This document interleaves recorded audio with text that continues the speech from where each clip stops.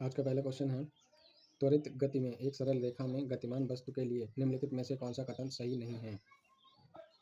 इसकी गति बदलती रहती है, इसका वेग हमेशा बदलता रहता है, यह हमेशा पृथ्वी से दूर जाता है। तो ये गलत है, यह हमेशा पृथ्वी की ओर जाता है। न्यूटन की गति के तीसरे नियम के अनुसार क्रिया एवं प्रतिक्रिया सदैव एक ही वस्तु पर लगती है, सदैव दो वस्तुओं पर विपरीत दिशाओं में कार्य करती है। फुटबॉल के खेल में एक गोलकीपर गेंद को गोल में पकड़ने के बाद अपने हाथों को पीछे की ओर खींचता है। यह गोलकीपर को के लिए सक्षम बनाता है गेंद पर अधिक बल लगाने, हाथों पर गेंद द्वारा लगाए गए बल को कम करने, संवेग में परिवर्तन की दर में वृद्धि, संवेग परिवर्तन की दर को कम करने के लिए संवेग परिवर्तन की दर को कम करने के लिए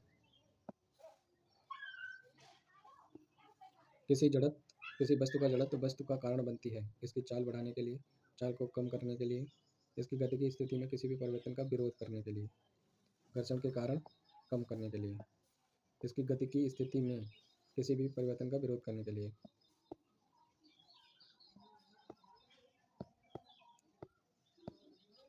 एक चलती हुई रेलगाड़ी में एक यात्री ऊपर की ओर एक सिक्का उछालता है तो उसके पीछे गिरता है। इसका तात्पर्य है कि रेलगाड़ी की गति है एक समान। रेलगाड़ी की गति है त्वरित एक समान मंदित त्वरित।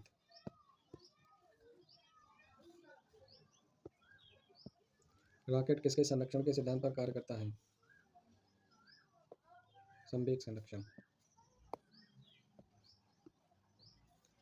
अपनी ऊंचाई के 2/3 तक भरा पानी का टैंकर एक समान गति से चल रहा है।